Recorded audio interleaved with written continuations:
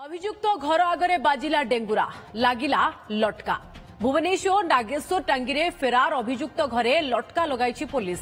2012 रु निशा कारबार रे संपृक्त थाई फेरार अभियुक्त घरे यही लटका लगी।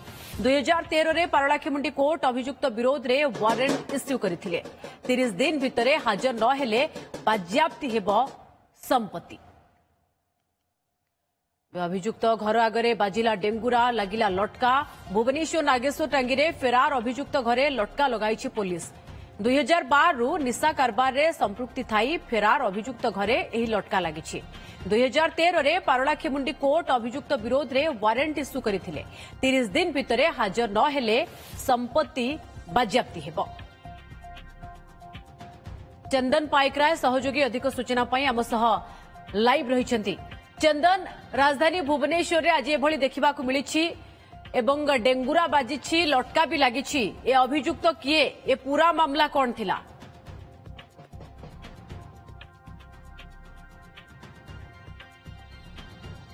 13 वर्ष धरी गंजेई चालानकारी फेरार अछि एवं कोर्ट को निर्देश सत्वे मध्य कोर्ट रे हाजर हेउ नाही, जहाकू नेकी एनबीडब्ल्यू जारी करा जाउछि। एबे देखुथिबे जे पुलिस कोन डिक्लेरेशन दउछ ना आपनको अवगत निमंते जणाउछि जे मान्यवर स्पेशल जज कम सेशन जज गजपति पारलाखेमुंडी अभियुक्त लोकनाथ सामल पिता सुरेंद्र सामल गौतम नगर नागेश्वर टांगी नाम एनबीडब्ल्यू जारी करथिले। जीआर नंबर 4/2012 रे एनबीडब्ल्यू जारी करथिले, किंतु अभियुक्त लोकनाथ सामल आज पर्यंत कोर्ट रे हाजर न होई फेरार अछंती। तेणु मान्यवर कोर्ट लोकनाथ सामल नाम आईन अनुजाई प्रोक्लेमेशन जारी करछंती। जदि लोकनाथ सामल आसंता 30 दिन मध्यरे कोर्ट रे हाजर न हुअंती तेबे तांकर स्थावर अस्थावर संपत्ति जबत पई कार्यानुष्ठान आरंभ कराजिबो। ये देखुथिबे जे डेंगुरा बाडे पुलिस वर्तमान एई भली भाबे साई गली रे प्रचार करूची। जदि 30 दिन भितरे वर्तमान अभियुक्त कोर्ट रे हाजर नहंती, कारण 13 वर्ष धरी फेरार थिबा ये अभियुक्त वर्तमान जदि 30 दिन भितरे कोर्ट रे हाजर नहंती तेबे तांकर समस्त स्थावर अस्थावर संपत्ति को पुलिस प्रोक्लेमेशन अनुसार अर्थात बाज्याप्ति प्रक्रिया माध्यम रे वर्तमान जबत करिवो, ये चेतावनी दिया जाउची। तांको मां अछंती, तांको प्रतिक्रिया नबा। मां पुओ 13 वर्ष ला घर को फेरिनी कुआडे जाईची? कुआडे जाईची बोली मु कहि परिबे। आज फोन रे कथा ले फोन रे छे फोन कले केतळे उठौची कोई काई रे फोन करनु ना मु काई कोन पई फोन करबी। वो भूल करिची? भूल पूरा टोटल नाही। आ कोन माने पुलिस आसी आमे जानिला भितरे मु कहि देबा गोटे कथा, गाड़ी आपण एजेंट आपणकर गाड़ी ता मु बागर रे कि भलरे मागी कि 2-3 दिन पई नेला परे से गाड़ी रे 13 वर्ष धरी कि पुओ फेरार काहे के अछि?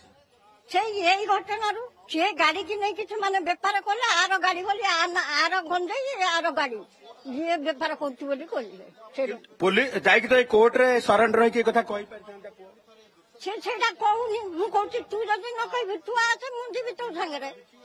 ये जने मांकर वर्तमान ए कथा अर्थात बयान जे पुओ को बुझौछंती कोर्ट रे हाजर हेई जा सबु कथा कहि दे एवं जदि अभियुक्त नुह अपराध रे सामिल नहांती तेबे काहेकि कोर्ट रे एपर्यंत हाजर होनांती ताहा भी प्रश्नवाची सृष्टि करिछि। आमे देखेबु सेई लटका जो लटका तांको घरे मरा जाईछि, तांको घर कांथरे ए लटका अनुसारे जदि देखिबा जे लोकनाथ सामल जे पिता सुरेंद्र सामल गौतम नगर नागेश्वर टांगी लिंगराज थाना अधीनस्थ ये जो रही जे लोकनाथ सामल गजपति जिलार गोटे केस रे सामिल अछंती अर्थात संपृक्त अछंती।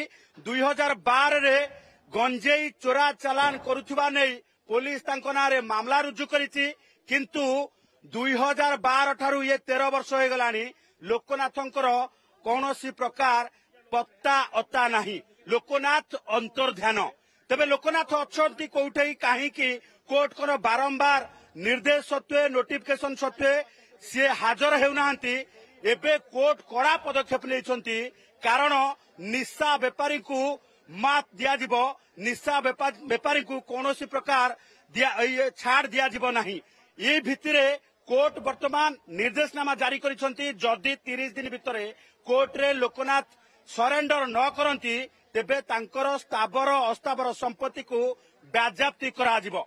एही प्रक्रिया भितर आज पुलिस ये डेंगुरा धरी पहुंची एवं डेंगुरा बाड़े प्रचार मध्य करुची।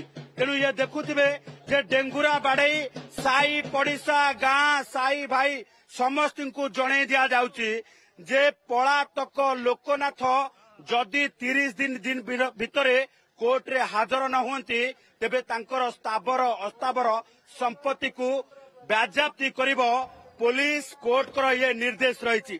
तेणु ये वर्तमान डेंगुरा भी बाजिला लटका भी लागिला एवं एबे जदि 30 दिन भितर हाजर न हेबे तांकर समस्त संपत्ति बाज्याप्ति होबो एकथा स्पष्ट भावे पुलिस जणे देला। बहुत बहुत धन्यवाद आपन समस्त सूचना पाई। चंदन Sri Sri University.